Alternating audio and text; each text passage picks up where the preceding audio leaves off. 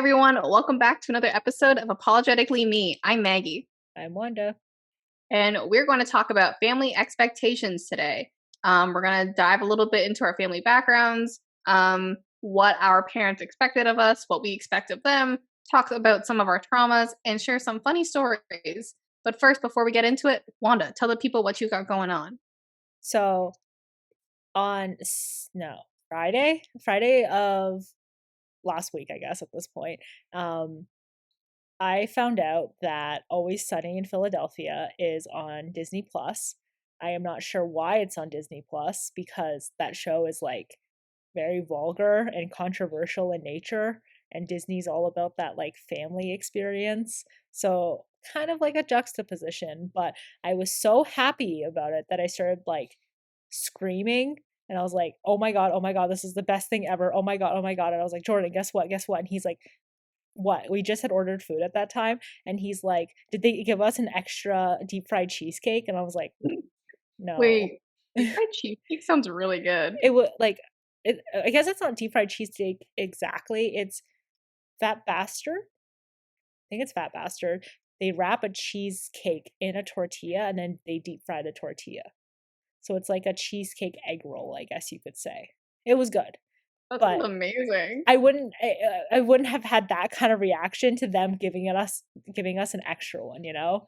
But like that was his go-to. He was like, you sound so excited." So my mind automatically went to they gave us an extra cheesesteak. Why do I keep on saying cheesesteak? Cheesecake. Nice. But he was severely disappointed. He was nowhere as happy as I was to hear about this. But like Oh. you don't understand. Like you can't watch Always Sunny anywhere. Like it's in Canada, it's never been on a streaming service before. Maybe Netflix back in the day, like back in the day when Netflix wasn't even that popular. Maybe. And like anytime you try to find it on like online through other means, like it's not good. Like the quality Or isn't good. It's like it's filled with ads. You're probably gonna get a virus if you try to click on it, like any link.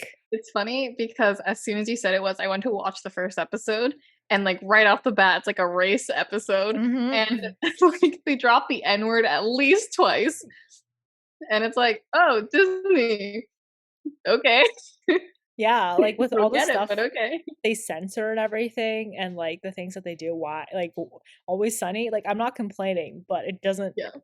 it doesn't make sense to me on why they have To be fair, like you need to censor the whole show if you it. want it to be PC, Yeah. but it works. It's like a super funny show. I quote from it a lot, even though I haven't seen a lot of it. Um, It was like a big thing when like on Tumblr back in the day where people would always like screen cap scenes or make like gifs out of scenes from Always Sunny, and I'd always be like, "Oh my god, what show is that?" And then every single time it was Always Sunny, and I always asked, "What show is this? I would like to watch the show." And again, could not watch it. my favorite quotes are so. Anyways, I just started blasting, and um, I dropped this Magnum condom for my Magnum dog. What is your update this week? I wanted to talk about the restrictions going on with COVID.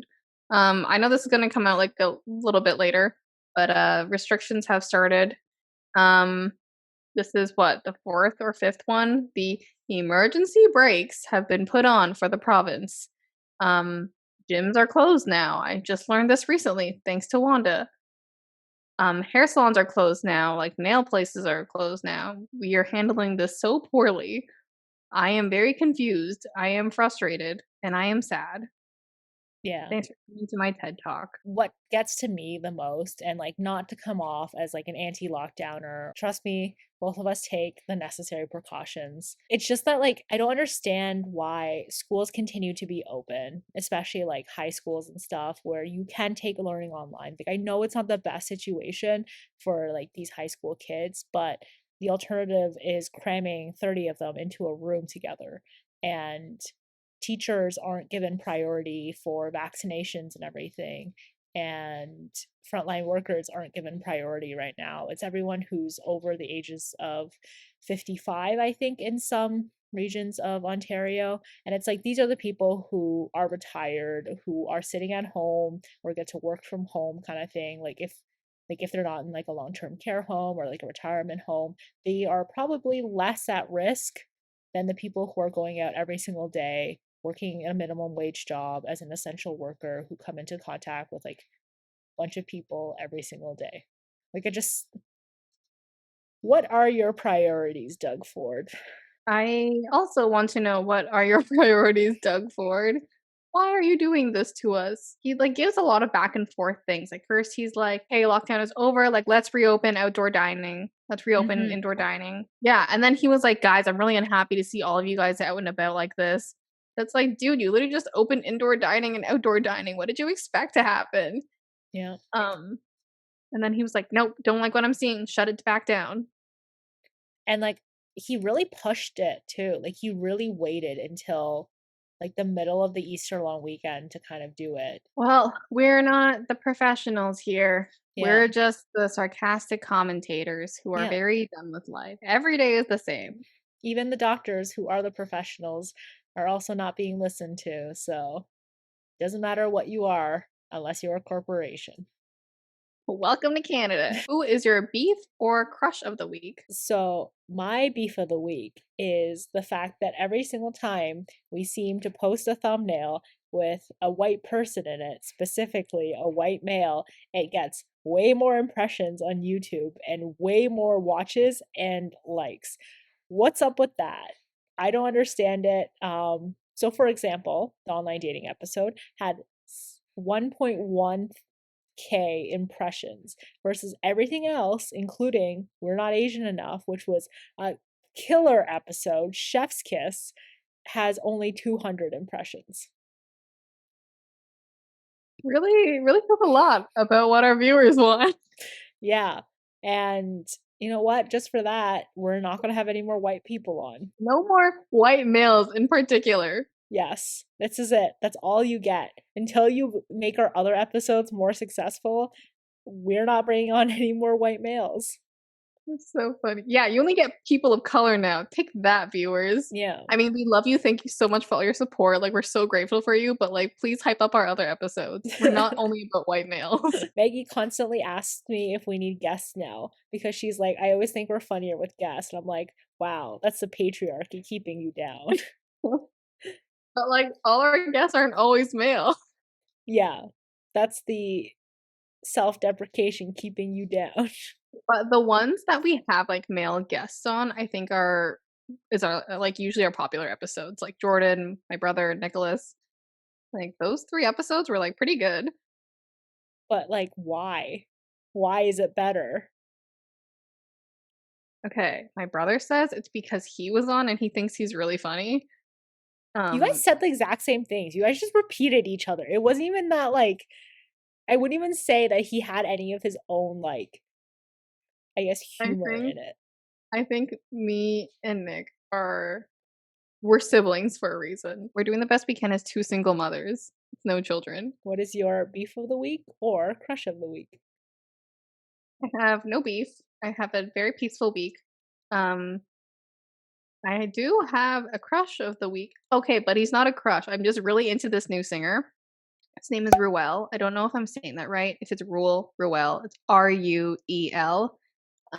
He's great. He's 18. That's why I say I don't have a crush on him. Hmm. But he was discovered by like a bunch of artists, and Eminem was one of them. And I just really like the idea that our boy Eminem is out here listening to indie music. Puts a smile on my face. That's what it does. Yeah. Really recommend him. I think he's great. Go listen to him. Listen to Too Many Feelings. Favorite song right now. Great updates. All around great updates. Yeah. Little weak today. But you know, still an update. Yeah, maybe we can like try to look for chaos and stuff. Yeah, we're sorry. We're just trying to, live our best, most peaceful lives right now because there's nothing else to do. That's so funny. Oh my god, actually wait. So, in preparation for this episode, I was talking to my mom and my brother at brunch about this.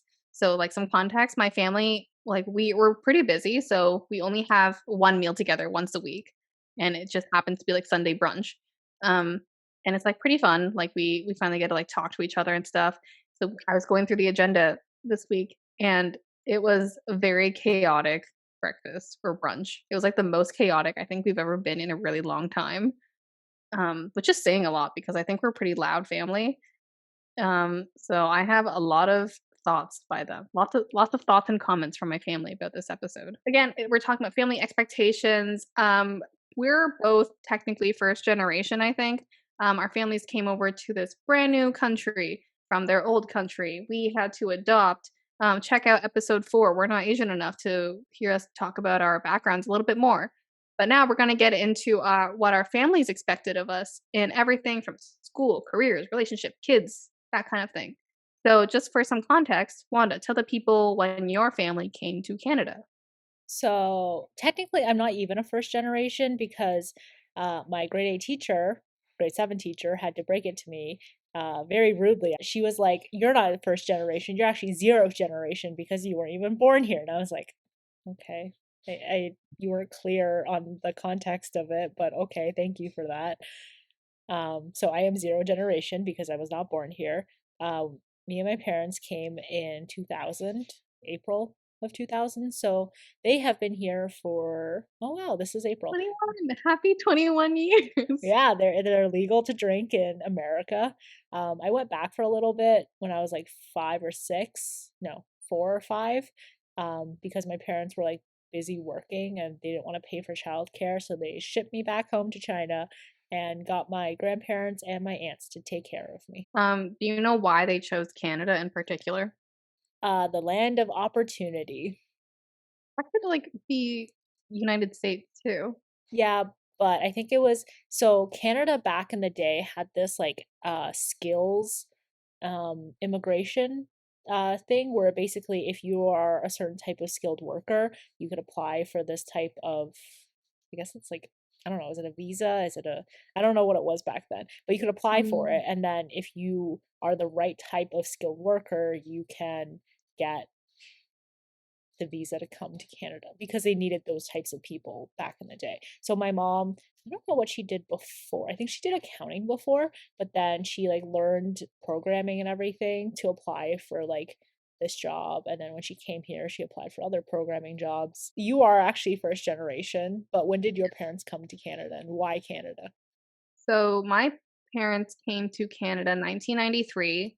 At the time, they already had my older brother. He was born in Vietnam, but he came over like a couple years after I was born. So he came over in 1998, I think. Or no, later than that. I don't know. Anyways, not important to the story. They came to Canada because an opportunity came up. I think, yeah, something with a visa too. Um, and they were like, it was either between Canada or United States. I wanna say United States or Australia. Those were, like, the big 3 at the time, and they just happened to choose Canada. Oh, they're also, like back in the day, they were, like, still super religious, so they would, like, talk to, like, their ancestors and see, what do they recommend, and they recommended Canada, I think. Yeah. Anyway, so they went to Canada, and here we are. Here's me. Family disappointment. JK. I think it's funny when people ask you like, "Oh, like where were you born?" and you're like, "The hospital that's nearby." Like, they're expecting something else. I know they are, so I Yeah, purposely say, "I'm born nearby, like, 15 minutes away from here. I grew up here." They're yeah, like, "Okay, but, like, where's your family from?" And I'm like, "Why do you care? What's it to you?" yeah. Which goes back to that episode as well, where Yeah. you should not ask people that. You should also not have an answer like in mind. Like if Maggie tells you that she was born 15 minutes away, that should be the end of that conversation. I mean, I don't mind if they ask. I guess they're just curious. Um, like, maybe they've been to Vietnam before. They wanna Oh, me about my culture. Dude, that has happened so many times where people have been to Vietnam once and they think they know everything, and they're like, "Have you been here? Oh my god, like, let me tell you about the food here." I'm like, "Dude, I know about the food here. I eat this at home. Why are you trying to mansplain my country to me?" there was a guy who I guess is in like food supply chain consulting and all that stuff. And he asked like our prof, he's like, "So is everyone in Canada or is it like spread out all over the world?" And my prof's like, "I think spread out all over the world right now because everything is online." And then so he decided to start reading out Zoom names that were ethnic and then being like, hey, like, this girl's like, she's Viet. He's like said her name, and then he was like, are you in Vietnam right now? And she's like, No. no, I'm not. I'm like 20 minutes away from like the school and everything. And then he's like, but have you been to like this city in Vietnam? And then she's like, yeah, like the food's pretty good there and everything. He's like, have you tried this from Vietnam? And he's like, what about the vegan cuisine? Like it's the best in the world, they say. And she's like, yeah, they have really good vegan food. And then he moves on to someone else, and another girl. And then he was like, are you from India? That sounds like an Indian name. And then he's like, and then like he's like, are you in India right now? And she's like, no, I'm in Hamilton, which is like a city in Ontario. And he's like, well, they say that food there is also very good. Their vegan food is also quite spectacular. And I was just like, Bro, no. imagine. Hey, this has also happened to me in my undergrad. Like in my international business class, my prof, like she considers herself like very well traveled. So she went Mhm. around the class asking people if they were born in China. So she asked all the Asians in the room. She got to me and she skipped me. I don't know why. Offended, but also like I guess pleased. Like that she didn't ask me, but also offended on behalf of other people. Mhm. Um, and she was just asking people like what they knew about the country, and it was super weird. So I don't know how white people have the audacity to do this. Wait, was he white? Yeah. Mm, It's felt he bad for assuming that I was right. I guess he lived in those cities for a while, like while he was doing like food supply chain and everything. But like if realistically someone asked me, it's like, oh, what's like the best thing about China? My answer is gonna be like, oh, the country's kind of shaped like a rooster. And that's my fun fact. That's it. That's all I know about living there. Go look it up on a map. I'm gonna put it right here. You'll see the rooster. Oh, Yeah. good to know. Okay. So anyways, let's talk about like the expectations your family had of you. Like school wise. I don't know about you, but my parents were pretty strict with school. Yep. Elementary school, middle school, they were like pretty strict.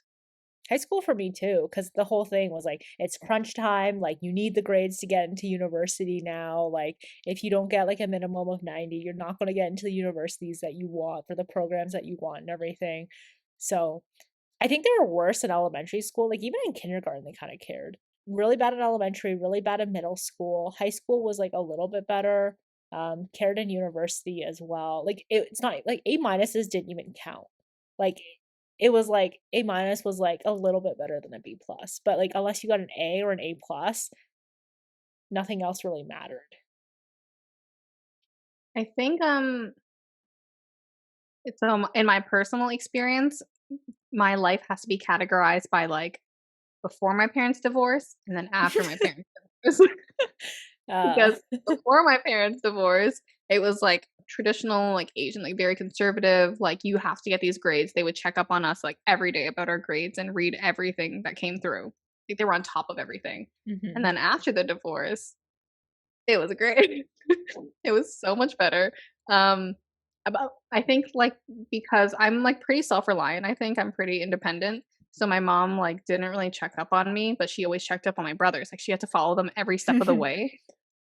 So for me, like she didn't really check my report card. Like she just asked, and I could tell the truth if I wanted to or lied. It wasn't hard to lie, but because like it's me, like I told the truth. And she was like fine with it, whatever. She doesn't need to know like the little details. I just give her like the big picture just to let her know that I'm okay. So I anyone out so there, some tips. Get your parents divorced. yeah, I'm like, are you promoting this? Like, it sounds pretty sweet. Unethical life tips. For me, it was like I was not a smart kid. Like, I did not get good grades, as I've mentioned in the past. So my parents would always do this thing where they're like, if you get 5 A's, or like if you get above 85%, we'll buy you something like that I really wanted. So like either like a cell phone or a new laptop, or like um maybe like clothes that I wanted, like, oh, I'll give you $100 to spend on clothes or whatever. Like that's how they enticed me to like do better in school. But the issue was still wasn't that smart just because they were enticing me to get good marks. It didn't really work because I still did not get those marks. I get that they all wanted the A's, and at one point, like, it just transferred over to me too, like, my mentality was like, "It's an A or else it's fail." And Mhm. I think that, like, I think that messes you up a little bit, right? Mhm. Yeah, and it's always like, I was always told that I was okay, I'm not, like, flexing or anything, I was just always told that I was, like, gifted for a kid, like, I'm very smart, I need to be put in a grade above. My mom was like, "No, I'm not doing that." And I think, like, it's kinda weird to do with little kids, like, keep, like, telling them that they're so gifted, like, so smart, like, comparing them to other students. I think that's like, it messes you up a little bit, like, you should just try to do your best, not, like, force them to always get A's. Or maybe I don't know, is that kinda weird? Like, don't There focus on grades, I think. yeah. Focus on the learning along the way. 'Cause I think, like, little habits too and I was talking to my nephew about this, like, little habits to me that I think are really important for kids are, like, participating, like, challenging not challenging, but, like, thinking from a different point of view, like, being Mhm. nice to other people. Like, I think those are really important skills you need to develop as a kid, like, participating, that kind of thing. And so my nephew, he's in grade 3 right now, and he's, like, an active participator. Like, he always raises his hand, like, he always, like, knows what to say. Like, he's, like, overall a great kid, and the teacher's comment was, "You raise your hand too much. You take away the learning opportunity from other kids. Like, raise your hand less." And I was like, "No, you should not be listening to that. That's, I think, a bad thing to say to him. Like, do not encourage this. So what? Like, he has a voice. Like, he should learn how to Mhm. use it. You're not gonna teach kids that they're like that they should be quiet for other kids." Like, I see where she's coming from, but like, it's cool. Like, you want this habit. You want him to be participating. You don't want them to be silenced and to make way for other people. Yeah. Like, as a teacher, you shouldn't be putting other students down. You should be telling the other students to speak up. So, rather than telling your nephew to put down his hand or put his hand down, like, put his hand up less, she should be encouraging the other students to speak up more. Yeah, like or maybe, So like, approach it in a different like, I get it, online learning is kind of tricky right now, Mhm. so it's hard to be, like, creative around it, but I think it's still, like, the audacity you have to be like, "Put your hand down less, talk less." Mhm. Like, he's not like he's speaking out of turn, he raised his hand. Mhm. I don't know, I think it's bad, but Yeah. I'm also like, growing up, I was, like, a pretty shy kid, I think, Mhm. and I very rarely rose my hand, and I still to this day, like, in class or, like, back in school, like, I did not like class participation. So I'm like, if someone had maybe encouraged me a little bit more. Yeah, in comparison, as a kid, I never put up my hand. I was too shy. I was always like, what if this is not the right answer? And what if I look dumb when I say it? And what if the teacher criticizes me for what I say? So the amount of courage it actually takes for a kid to put up their hand and then get discouraged by their teacher for it is like, it's terrible. You're destroying this kid's confidence. Backwards. And I Yeah. think that's the thing with Asian parents I mean, not only Asians, but, like, a lot of parents out there that they only focus on the grades, they don't really Hmm. focus on, like, the learning process. Yeah. The other thing with, like, gifted students, like, there's a lot of, like, anecdotes, like, online where people say that, "Oh, I was the gifted child." So then I eventually got to a point where my giftedness just, like, it didn't work anymore. Like, I just couldn't keep up. I didn't have any study habits because I never had to study in the past. Everyone just told me I was gifted. Or like the kid who's super quiet and everyone's always complimenting him on or her about how mature they are. But then when they get older, they don't know how to speak up for themselves. They're like very isolated. They can't make friends because they never really learn to break out of their shell. Yeah. Why do you keep finger Yeah. gunning me? I'm like, "That's me, retweet." I don't wanna cut you off. Yeah, I agree with that. I think it's pretty challenging. And I really wish that if I had kids that I would do it the other way. But I don't know, I feel like I would also be focused on the grades. It just yeah, I think I would still consider grades like a factor, I just wouldn't consider Mhm. it the only factor, like, I would be encouraging them to speak out. Do you ever resent your parents for how they approach school with you?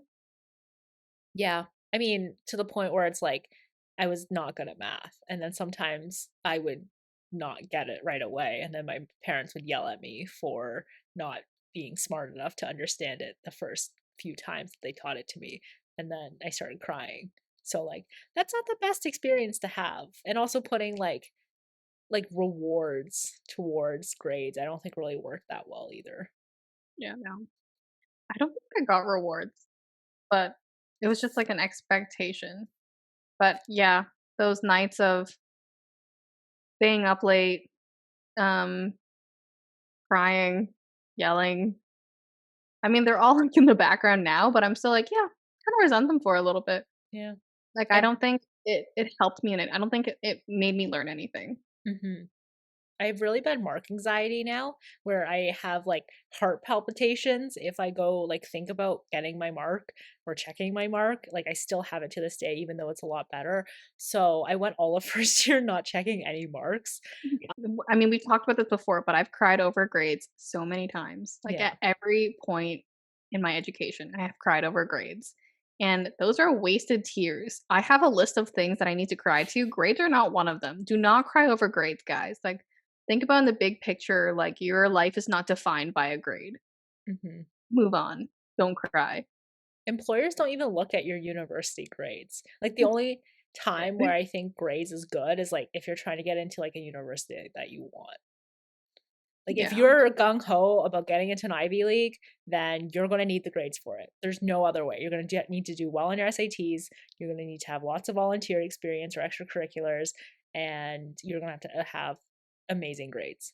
But like if you don't want to get into an Ivy League, if you wanted to get into just like any school, grades don't matter that much. And after that point, they don't really matter at all.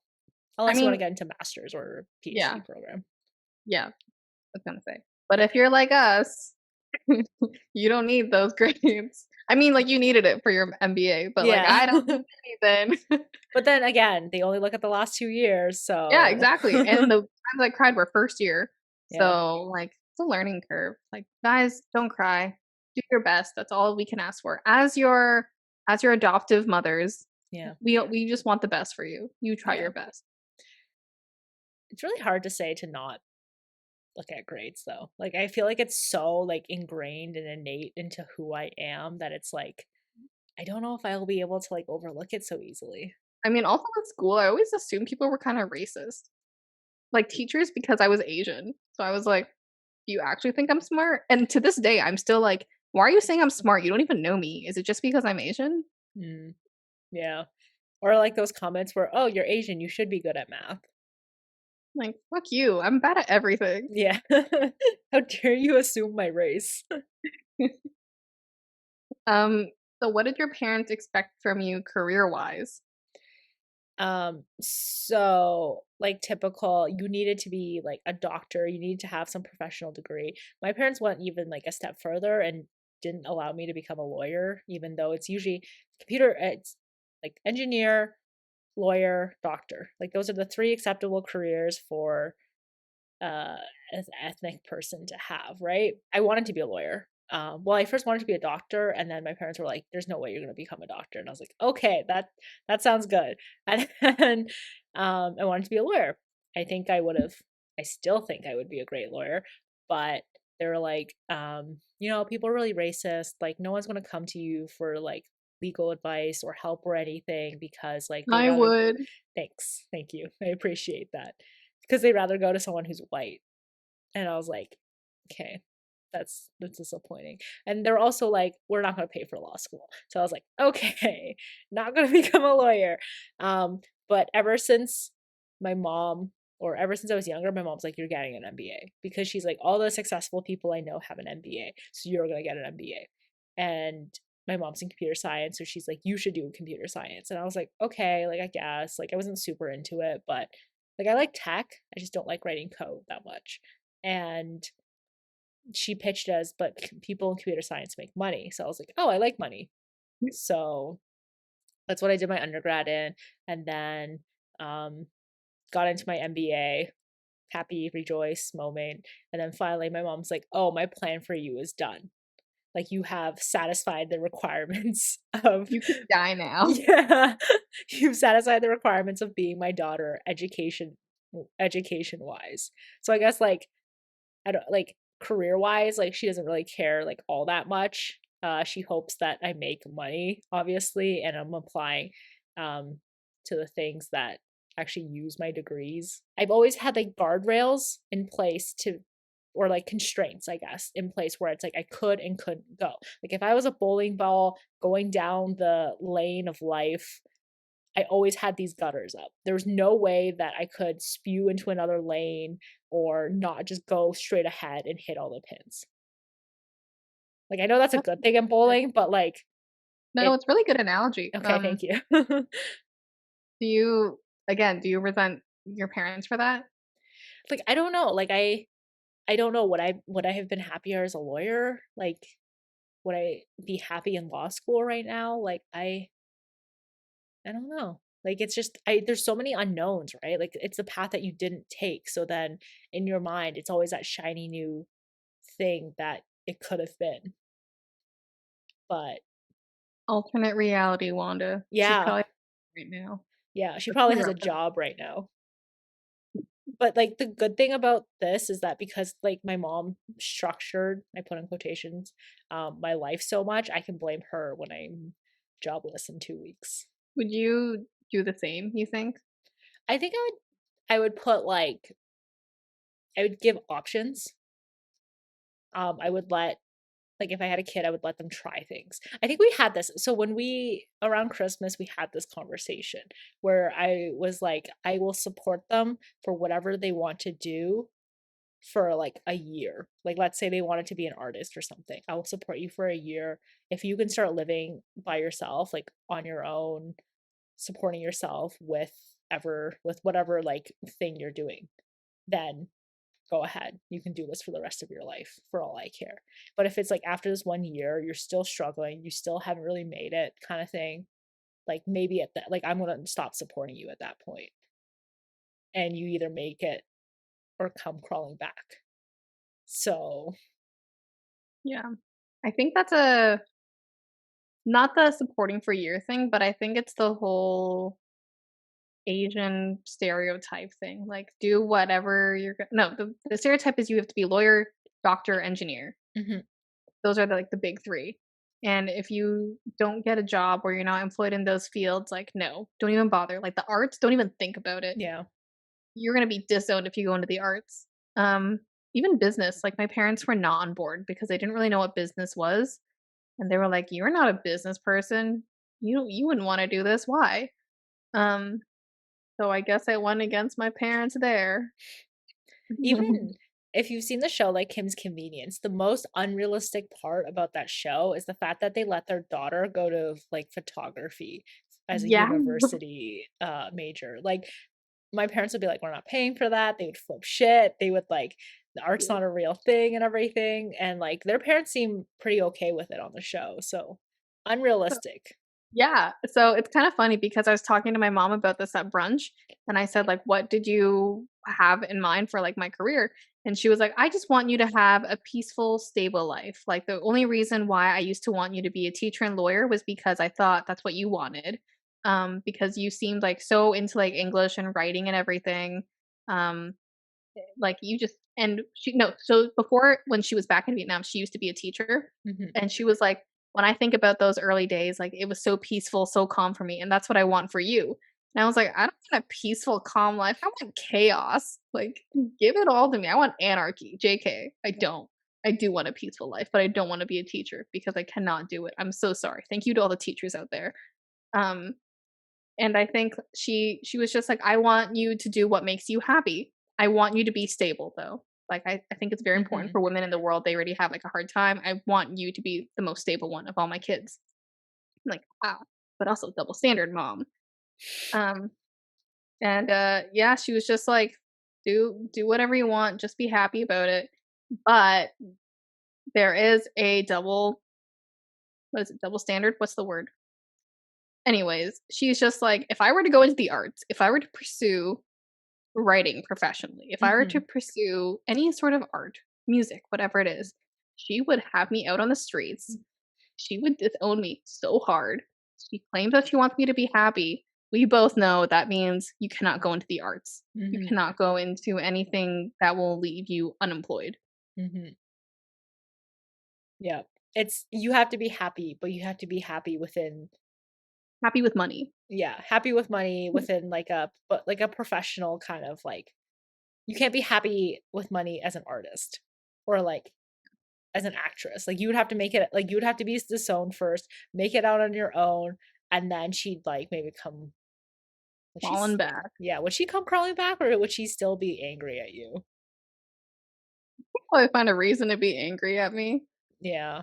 Oh my god. So, when I was, like, about to go into university, my mom had asked me, like, "What do you wanna do in your life? Like, if you had a dream job, what would you wanna do?"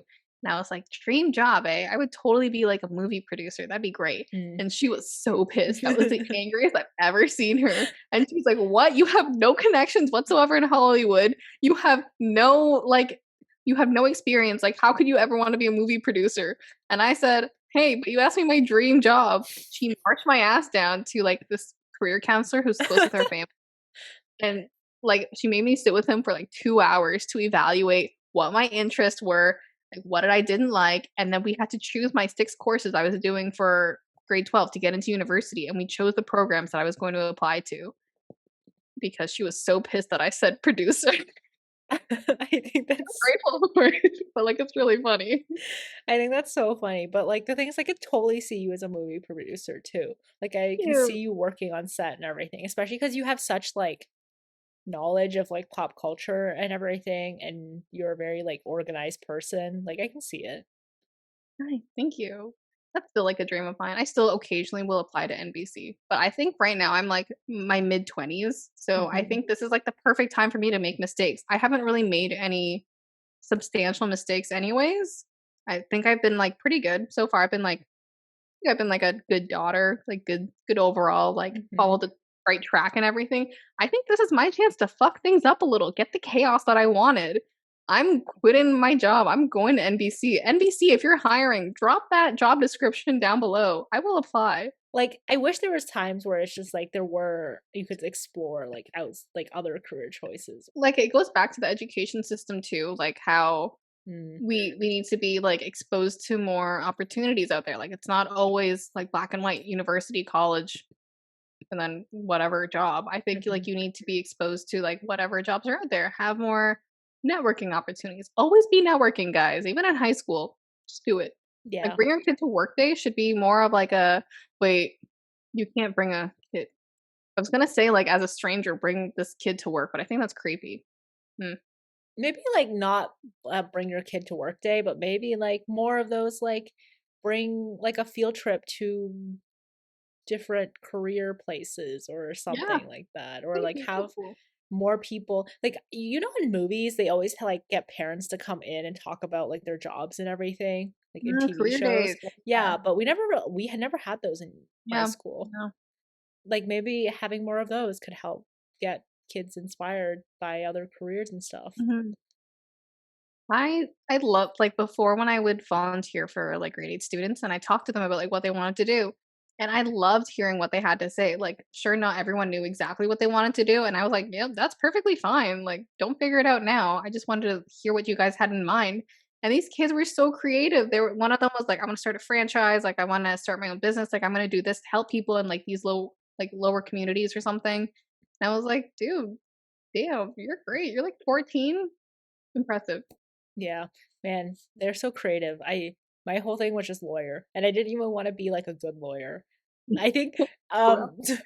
so there's like we went to like this thing where like you got to explore like different types of jobs and everything. Like it's basically like this I guess center that does like career counseling for people and everything and they like did it for us when we were in grade 8 and the teacher was like hey can you stay behind and film like a segment for them like for like future like commercials or something and I was like sure okay and then so they're like what do you want to be when you grow up I was like I want to be a criminal defense lawyer and they're like why do you want to be a criminal defense lawyer I was like so the bad guys don't get out of jail and come kill me and that was my reasoning because I was like, if I'm a defense, like if I'm like a prosecutor, then like criminals are going to come out of jail and they're going to come get me because they're going to be like, that person put me in jail. But if I'm the defense lawyer, then I can get good with the mob and everything. And then they'd protect me. And like people would be like frightened of me because then they'd be like, wow, she has like mob ties and she's like a respected lawyer in the mob community, you know? Yeah, but what if you were bad?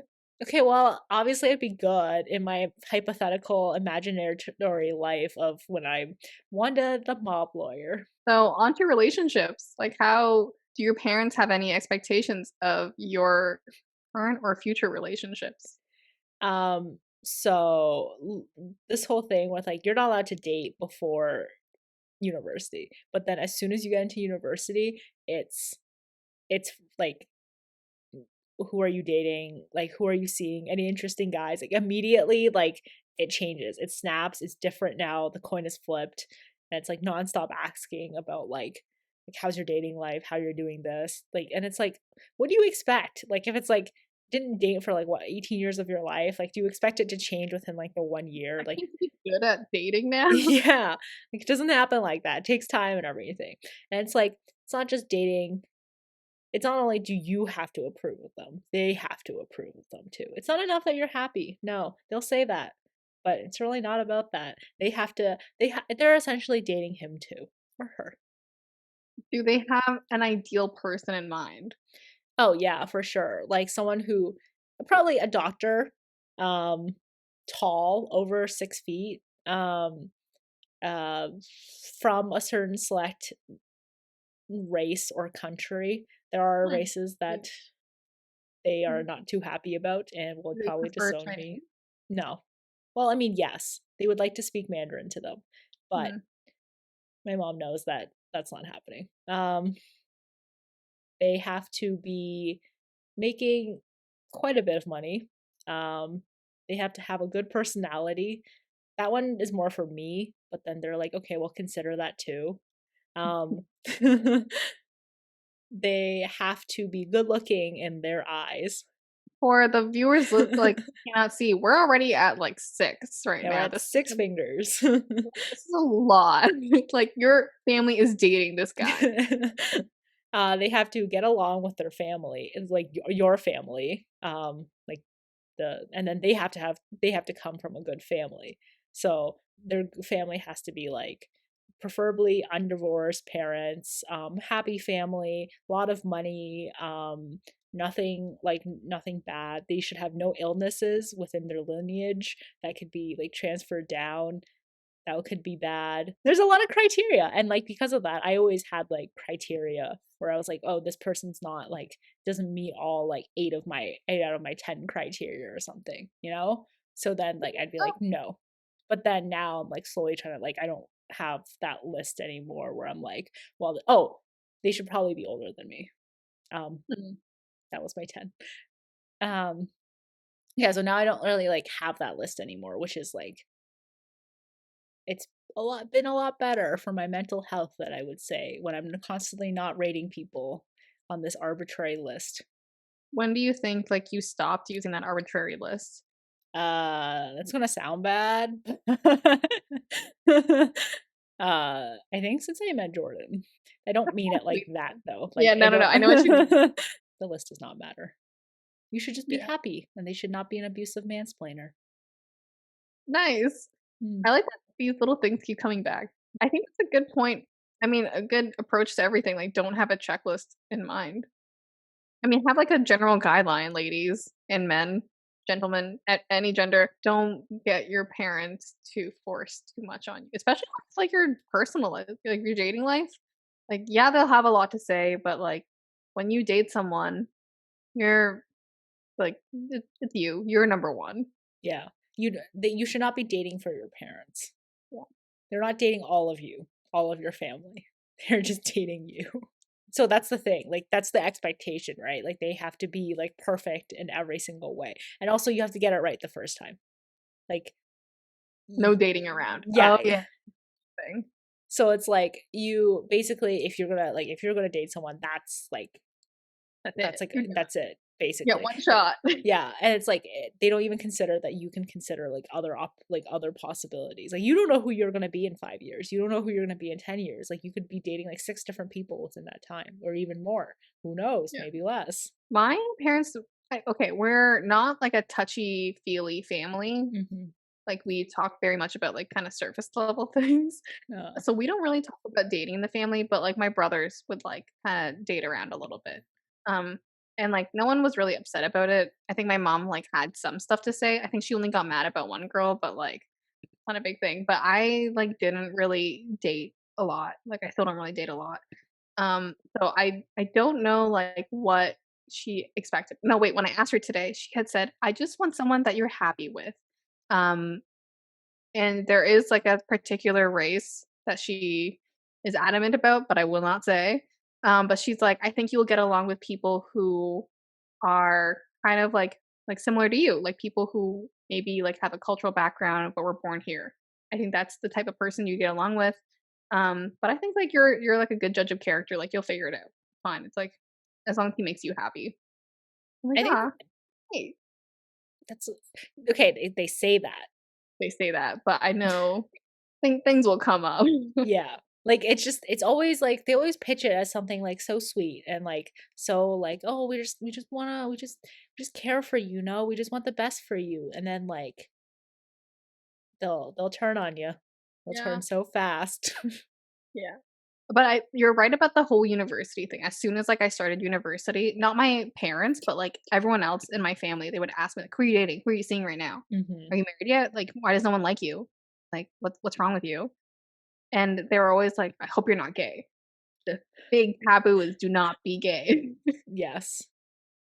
Which is so funny because I used to make that joke with my mom. She's like, I'd rather you be gay, and I was like, you say that, but I don't think you mean that. I mean, but it's, like, deeply rooted into, like, Hmm. old traditional Asian culture that you gotta be, like, straight, like, fit into the gender norms, that kinda thing. I really feel like I don't have any experience. I don't have any friends who have come out to Asian parents, but I really like feel for like I really feel for those people. Like I don't Yeah. know how you do it. And I hope they're maybe more accepting when it's their own kid. But like a lot of times I've heard like people have been thrown out, have never been talked to again. Literally the family entirely and like friends like shame the family too for being like, oh, you raised a gay kid or something. Mhm. So that's not a great relationship expectation either. Mhm. Really weird how the expect I think the whole, like, expectation thing goes back to how other people perceive you. So, in Vietnam, like, back in the day, we were talking about this, like, the guy and girl can't date for too long. Like, if they date for too long, then it's like the guy is using the girl for sex. Hmm. For some reason, it's not the other way around, but it's like, it makes the girl look bad. It makes her look, like, bad in society, and because, like, everyone knows everyone, like, people are gonna whisper it everywhere they go. And me and Nick went back to Vietnam, like, 2018, I think, and Nick went to meet up with a friend, and Nick was like, "Oh," like, something about, like, another couple they saw, and Nick's friend was like, "Oh, like, no, you can't casually date around here, like, if you can't date for more than a year, you have to get married, or else it's gonna look bad." And I'm like, "Oh, shit," like, these rules, like, still apply to this day. I thought it was just something, like, my mom had back in the day, but it's still very much like you don't wanna look bad in society, like, if you have kids, like, you better be married or have, like, a husband there or something. Still very, very conservative, and it's only because you care so much about what other people are saying about you. Mhm. That's like the big thing. Like most of the things, like most of these expectations are placed on children because of how the parents are perceived by like friends and family. Yeah. Like my aunt would lecture my mom if like she did something if my mom did something that my aunt didn't agree with. Oh my god, like, my parents' divorce, oh, my mom's side of the family were in tears for so long because they're like, "How could you do this? We're gonna look so bad." I that's so funny. I don't know why. It just goes back to you're just dating the family. You're not marrying them her Maggie's mom. You're marrying her whole family. When really Um, the divorce should have happened, like, years ago. I probably yeah. shouldn't have been born. I think a Um, lot of Asian parents like just don't get divorced because they're like, oh, this is I'm admitting to like failure or something, or like how will this be perceived? and it's kind of tricky too because it's, like, still so deeply rooted and, like, you see how it impacts other people too. Like, people in my family, like, for example, like, because, like, their family's so conservative, so traditional, like, you see how it really impacts their mental health too. Like, you can't really be like a normal person. I mean, normal is very subjective, but I think like it takes a toll on you. Like you had so many expectations on you, so much pressure to be like such a great kid, and now you're like kind of done school and you fall apart a little bit, and you can't blame them at all because you're so like burned out from your overbearing parents. That is a good segue as well into like marriage. What is the expectation for marriage? Like, firstly, knowing someone for a year and needing to get married, like with Vietnam, like that's not like how do you know? Like a year is such a short period of time. Like you would still be in like a honeymoon phase and within a year. A Um, long honeymoon phase. I'm just saying it's possible though, right? Like Yeah, you don't you could maybe see each other only like a few times like during that year. You don't really know how they really are. So Wanda has developed foolproof ways to really figure it out. Really there's like situational tests to figure out if this is the right person that you should be with. So number 1, it is uh going through a local trip of some kind. So like anywhere, maybe like you're driving on a road trip, so anywhere between like 2 hours to like 6 hours road trip. funny because you hate road trips and you Yeah. pee so much. No one will have me in their car because they don't want to stop for how much I pee. I have bathroom anxiety, so I'd like to know where the next bathroom is going to be and always be around bathrooms. Any kind of like short road trip within the country, within speaking the same language, or really any kind of just like stressful situation. Like it doesn't have to be a trip. Second one though, out of country trip. That one you need to go to a place where people don't speak the same language as you do. So, any foreign country, really. Because that's important. Because it's like, how do you get around, you know? And also, you get to see them on planes and stuff. Like, what kind of traveler are they? Like, Mm. that you really need to know. Like, same vacation style, different vacation style. Like, are they the type that packs the minute before they need to leave for the trip and they forget everything? Do they pack like a week before the trip? Like, these are important things to know. And it's like, are you okay with them packing last minute if you packed the week before? Do you pack for them? Anyways, 3. For them, get out of there now. I'm not a mom. No Yeah, thanks. exactly. Not your mom. And then 3 is living together because I think you need to know how someone lives. Like, are you okay with all the annoying habits that they do in their own home? Because it's like, what if they don't brush their teeth immediately in the morning? Or what if they go days without showering and you don't know that before then? Or like, what if they refuse to do laundry or they don't do any chores or they make you do all the chores? Important things to note. Yeah. But going to the expectation thing is like with like Asian parents, it's like they don't want you to do any of that stuff before you're married. Yeah. So how would you figure any of this out? Exactly. But it's like these are the things that you should be figuring out Mhm, before you make that kind of commitment. Cause it's like, mhm. I can't even imagine like not knowing how someone lives and then just being Yeah. shoved into a house with them for the rest of my life. Rest of my life, I put in quotations. Yeah, that's terrifying. If I have to do all the chores, then I'm like, Hmm. what was the purpose in living together? I wanted, like, a partner in this. Yeah. I'm basically living with my family again. I'm like the slave. No thanks. At your family. Yeah, my new thing is to say, "Cinderella, do this. Cinderella, do that." I am Cinderella. That's good. You should tweet that. I really like that checklist. I mean, we also added Overcooked to this. I don't know Oh, how to play, yes. but I would like to play. It's a stressful situation. It's like because Overcooked, it's like it's time management. You have to work together. It's a co-op kind of game. Does he or she yell at you if you make a mistake and you don't beat the level, do they just give up under pressure? Like like that is number one. We're making a four step list. And like I know you might say like you should be testing people, but it's not really a test. I think it's just more of like putting people into different situations and seeing how they react. Yeah, good compatibility test, Yeah, but not a test. not a test. Compatibility report. My mom was just always like, if you think you're ready, then do it. If you're not ready, then don't do it. So we had asked her a hypothetical question. If we were to get married tomorrow, what would she do? And she told Nick that he would be evicted. So the whole whatever you think is right, do it is not. Yeah. It's whenever she thinks So you think is yeah, you think because she said ready as in are you financially ready? Are you emotionally ready? Like do you have a job? Are you done school yet? He completed none of those three things on her checklist. That is why he would be evicted. so And then I asked, "What about me?" And she said, "I will have to analyze your financial situation because I know you spend a little too much, but then you would not be evicted." And Nick was like, "What is this double standard?" what do you mean double standard? He hasn't graduated yet. He doesn't have a job. Yeah, he still thinks it's sexism. I don't know what to tell him at this point. I'm just like, you know what? I'm okay with you being evicted.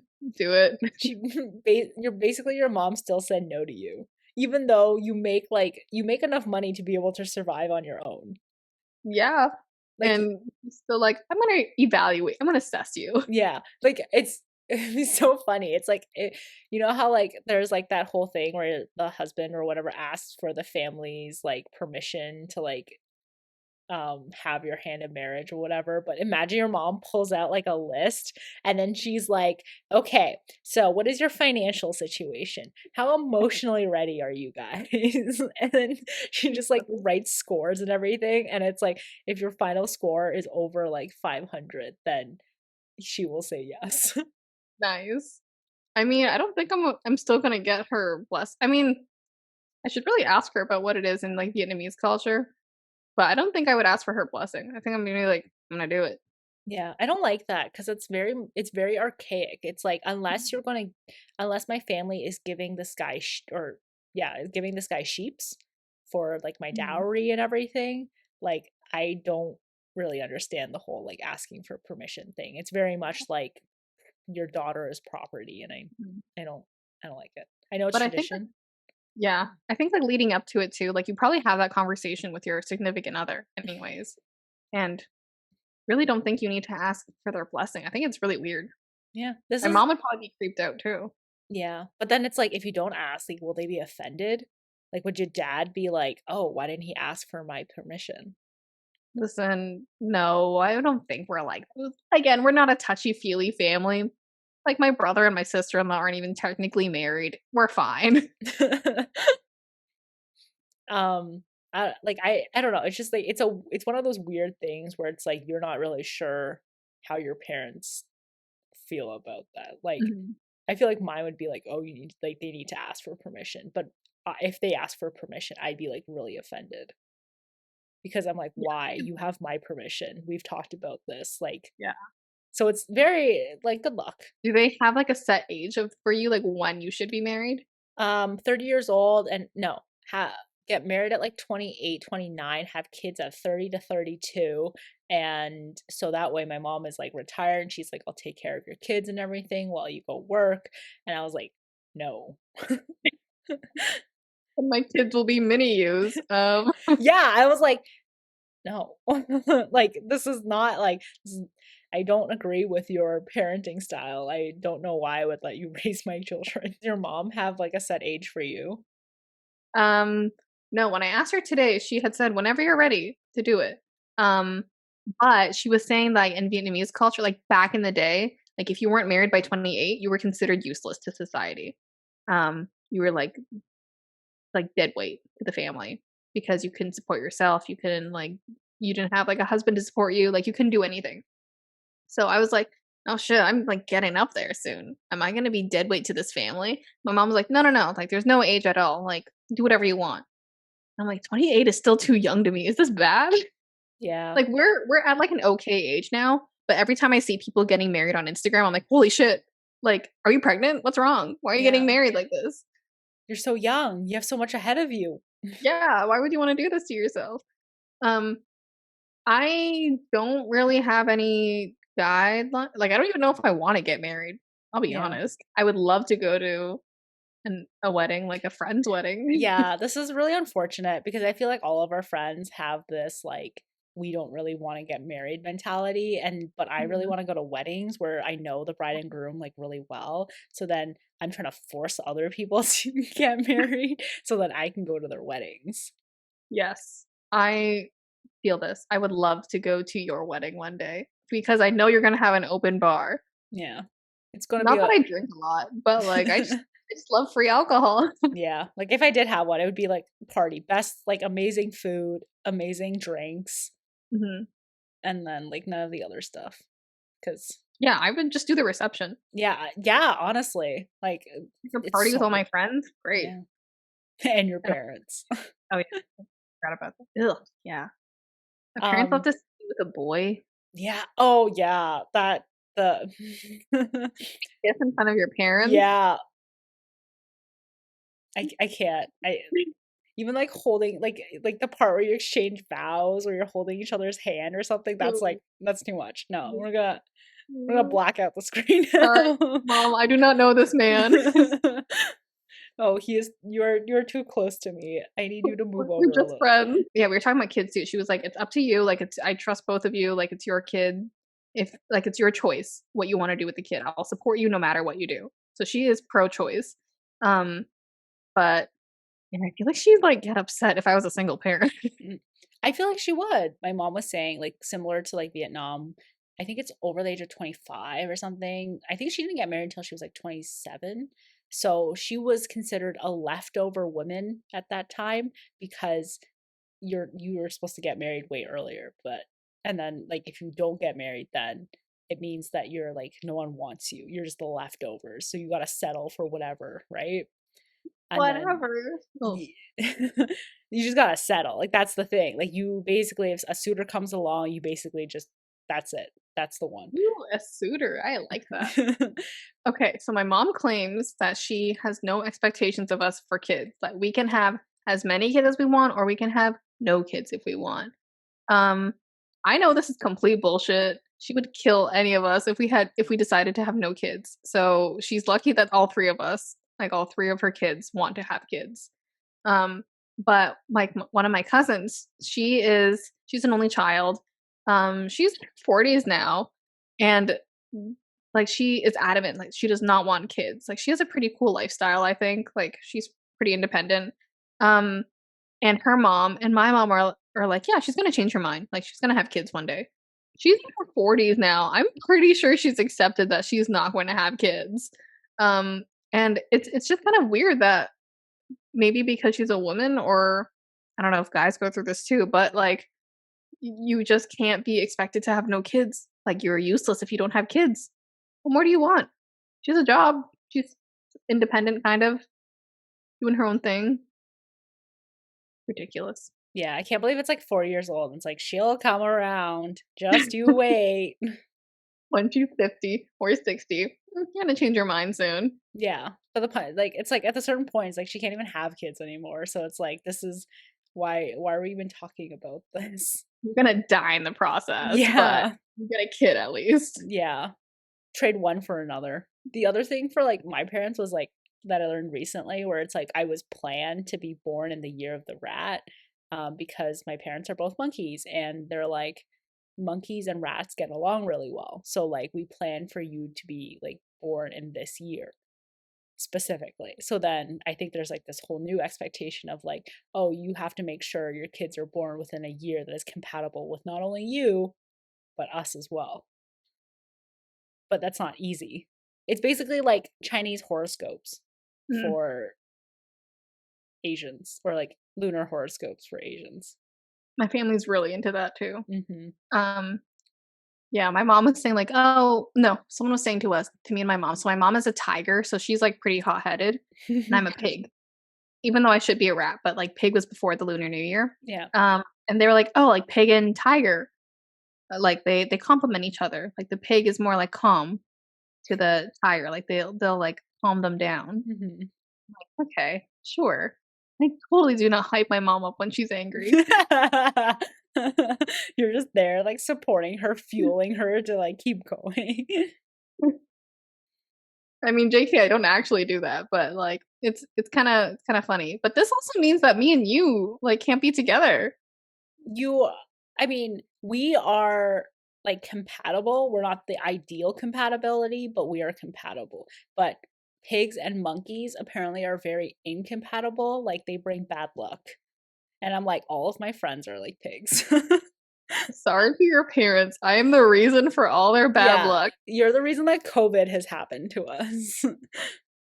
I'm so sorry to them. So I can only speak to like Vietnamese, but like the expectation is you're living with them until you get married. The guy is supposed to, I think he's supposed to like stay in the, no. Okay. So from how I see it, like the older generations, like the guy stays in the house, like takes over the house kind of thing. And the grandparents will live there. But usually the girls, like as soon as they're married, they're out. Like they have to go live with the husband's family now. And my mom is obviously like, no, you stay here until you can financially support yourself and leave. But my mom is like, you have to own a house. You cannot, or own an apartment or own a condo or something. You cannot rent. Rent is throwing away your money. So you will stay here until you can financially afford to own something. So as we know with the Canadian house market, I am never moving out. Yeah, have fun living with your future husband at home with your brother's future wife too. Mom, don't worry. He's going to sleep on the couch. I'm sleeping in the bed. It's fine. Yeah, that's the other thing. Even like after marriage, it's like, nope. No, don't worry. We've never even like held hands. We never did anything. Yeah, even after kids, it's like not like Nope. The stork came. yeah. I think like my parents are more susceptible to me moving out. Um, but I know a lot of like Eastern Asian cultures, it's very much like you move in with the family. Like you move in with the guy's family if you're the girl. Did you ever go through like a rebellious phase with your family? I feel like I'm still in that rebellious phase with my family. I feel like we still periodically get into fights over things like their expectations and things that I don't agree with. But it mostly started when I was like 13 ish, like 12, 13, like the teen angst years. Very like, they wouldn't let me go to the mall by myself and I'd like throw a tantrum and like Mhm. things like that. Like they're just like they slowly became less controlling, but then they became more controlling or like controlling, I put in quotations, in other aspects of my life where they just voice their displeasure with my choices. But then they also say, we just want you to be happy though. They don't. Anyways, that's the cause for a lot of our fights. That's funny. Um, I was actually about to say like I don't think I've ever rebelled before in my life, but then you mentioned like how they wouldn't let you do things, and I'm like, wait a minute, maybe this does happen a lot. Yeah, I think like when I was younger. Actually, no, to this day, if I'm not home at like a certain time, my mom like freaks out because no, it's like a double standard thing because my brother can stay out all night if he wants to, but the second that I'm out, like past midnight, she freaks out and she calls me, and I we get in so many arguments about this because I'm like, "Why? Like, I am old enough. Please leave me alone." Even when I was in school, like staying late for group projects and stuff, she would still call me and be like, "Hey, when are you coming home? Like, what's going on? Like, you should come home soon. It's getting late." I'm like, "Dude, what the heck? Like, I'm a grown ass adult. Like, I need to be here. Like, what are you doing?" And I don't think I did anything to rebel. Like, I know she just cares, but I'm still like, "Leave me alone. This is my space. I know what I'm doing. I'm not stupid." But maybe I am stupid. I don't know. I really go back and forth there. But those are really like my only like rebellious moments. But I know it's like I don't they have good intentions behind it. They want me to be safe. They want to know that I'm safe. Hmm. My mom, like every time she reads like stories of girls getting kidnapped, she's a little more like ugh around me. Yeah, I remember when I was younger and Taken came out, which was terrible for my social life because my dad would always be like, "You see that movie? That's going to happen to you if you don't listen." Like it was like a threat, and like every time I did something that You're was gonna like sell me? that was like mildly like mildly like dangerous. Like if I went outside and played at a park by myself or something, like you see that, like that could have happened to you. Like this is terrible. You actively try to please your family? I think I do. or like at least some parts I do. Like I did an MBA, right? Mm. So I don't think I would have done it if I wasn't trying to actively please. But then others, I'm like, no, go away. Like I can't. I'm just gonna keep fighting on you with you on this until you give in. Because my mom also called me very stubborn yesterday, and she's like, "You get that from me." And I was like, "Okay, so we're gonna stop arguing about this now, right?" And I've like created the boundary of like, I will ask for your help. You do not need to nag me. So like if I don't ask, you do not need to tell me. Like my mom constantly would be like, "So when are you gonna find work? When are you gonna find work? Do you have any interviews? Mm. Do you have any interviews? Are you applying for jobs? Maybe you should apply for different jobs. Maybe you should look for this sector. Maybe you should go apply over here." And I'm like, I know these are all things you're not telling me anything new. These are all things that I like already consider and already think about. So it's like, what about you? Do you try to please your parents? Parent? Um, I think I always kind of do, Oh, like, in every people pleaser. Yes. yeah, I mean, it's like, even if I couldn't, I would. But I think, like, there are still things that I disappoint them about, like my weight and my size. They are very No. disappointed at that. But, like, what can I do about it? Like, sorry. Sorry I like food. Um, but I think, like, it comes to a point where I'm just like, "Ugh, why am I always trying to please them?" And I don't want to keep doing that. I'm going to live for me because I have not made enough mistakes. And I wanna mess up my life a little bit more to make myself spicy. Yeah, my mom always says that. She's like, I just don't want you to mess up your life. I mean, like, I need to make a couple mistakes. I think, like, your 20s are the perfect time to make mistakes. Hmm. And, looking back, I don't think I made any significant mistakes, but maybe that's good. That's what my parents wanted. They did not want me to make any mistakes, so Yeah. it would be bad of me to go back and be like, "You know what? I'm gonna move to another country right now, like, fuck me up." You wanted chaos though, so I don't actually want chaos. I'm the very opposite of a chaotic person, I think. okay, if you say so. What is that supposed to mean? Anyways, uh No, wait, go back. so what is the best advice your parents have ever given you?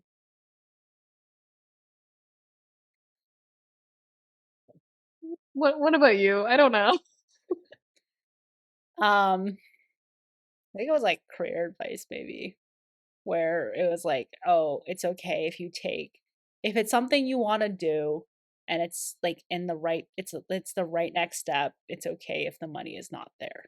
You should take it because you like enjoy it and you think it's like a good building ground and then the money Oh, will come." that's actually really good advice.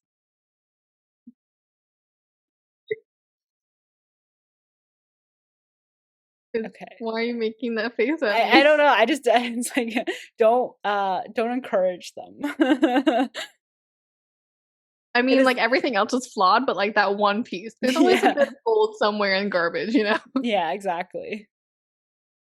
I think, like, my parents have given me anything great. I mean, one piece of advice that I can remember, it's just always, like, be happy. They want me to have, like, a happy, calm, boring life. That's what my parents want for me. I That's think fair. it's weird though because I always tell my mom, like, "I'm gonna go to a new job," and she's like, "But will they pay me better? Only focus on money." And I'm Yeah, like, "No, I don't care about." I mean, I do care about money. I love money, but I also want to be happy and fulfilled. It's joke. really weird, like, the generations because my mom's generation and, like, your mom's too, like, everyone was focused on the money. Like, they didn't Yeah, care about, like, being fulfilled at their job. They're like, "It gets me money. I don't care." yeah. But now our generation is like, "Okay, our basic Maslow's needs are satisfied. Now we Mhm. want fulfillment." Yeah. That just proves that Maslow's hierarchy is true because they didn't have like they had to work hard to get the basic levels of the Mhm. Like, hierarchy, but they've then we were they've born seen into the what hierarchy. yeah. Like, they've seen what it was like at the Mhm. lowest of the low. Yeah.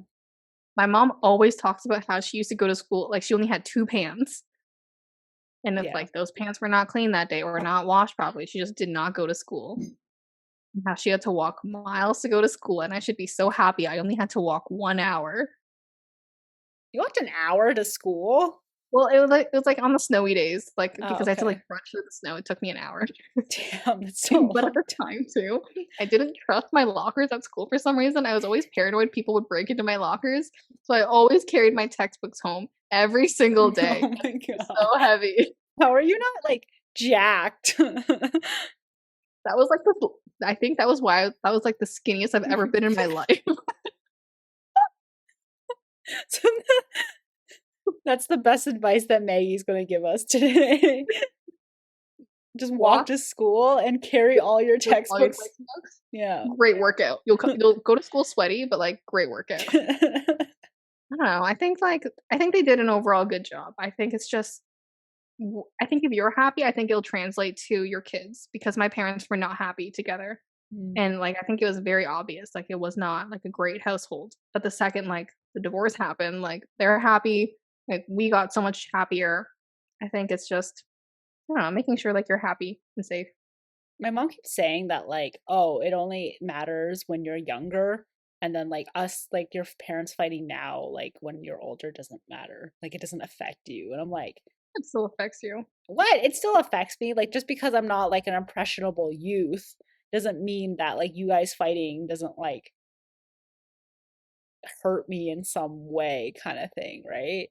And Mhm. it's like it's just somehow it's like, "Oh, you're an adult now then." So my mom does this thing where if it's convenient for her, she will treat me differently. So I was helping Jordan paint his dad's house yesterday, and she's like, "Oh, like don't work too hard, don't harm yourself by like working too hard." I'm like, I'm painting. Like I'm literally taping down windows and painting. Like I don't what am I supposed to where's the strain coming from? How am I going to harm myself in this process? But then at other times she'll be like, "Oh, like do this for me. Like you're an adult, you should have like all this responsibility. You're so strong and everything." And it's like well, it's just like whatever she thinks is convenient, she treats me accordingly. Anyways, what's our question of the week? Are you a disappointment to your family? Oh, all in all, do you think you're a disappointment to your family or you think you're good?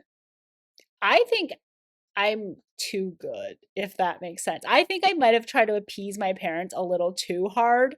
And now the fact that I'm rebelling more again, they're unhappy with it because they're like, we hold you to such a high expectations. No one's good enough for you. We don't think any guy will ever be able to be as good as you are. And I'm like, so you want me to be single?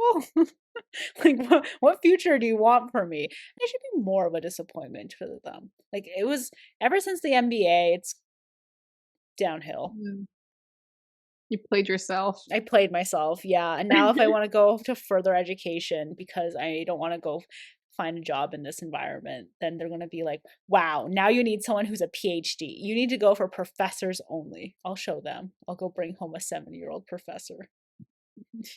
You showed them. A sick power move is this. What about you? Do you think that you're I don't think you are. I don't think I am either. Yeah. I mean, I think there's, like, little things that I can improve on, but I think overall, like, I think I'm is it, like, too obnoxious of me to say that I'm, like, pretty good? I'm, like, a No, pretty I don't good think so.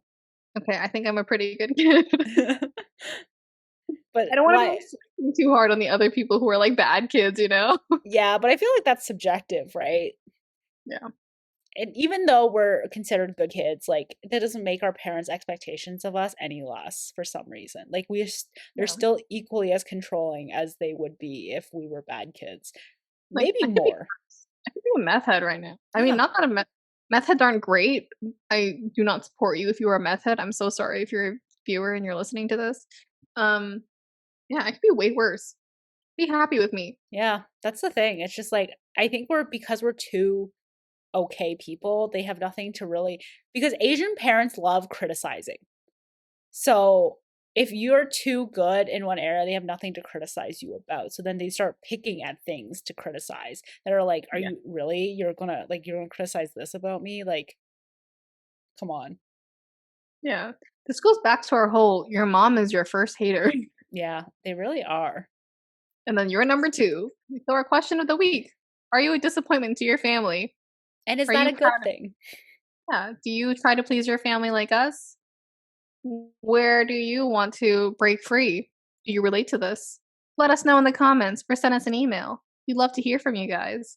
Yeah, Let please. us know what Yeah, let us know what else we should talk about too, because we're, like, running out of topics here. Yeah, I know we keep saying that episode after episodes, but like each episode, we're getting closer to no ideas. So, Yeah. Like, well, next week, we're just gonna stare at the screen for, like, an hour. well, it'll be Maggie singing the song that's in her head so that at least the podcast listeners have something to listen to. Yeah, we're gonna lose all our subscribers, like, real quick. Yeah, but maybe it's a new trend on YouTube, so who knows. Yeah. Thanks for tuning in for another episode of Apologetically Me. Like us wherever you get your podcast, subscribe to us on YouTube, um, follow us on social media, Instagram, Twitter, LinkedIn, not LinkedIn. LinkedIn.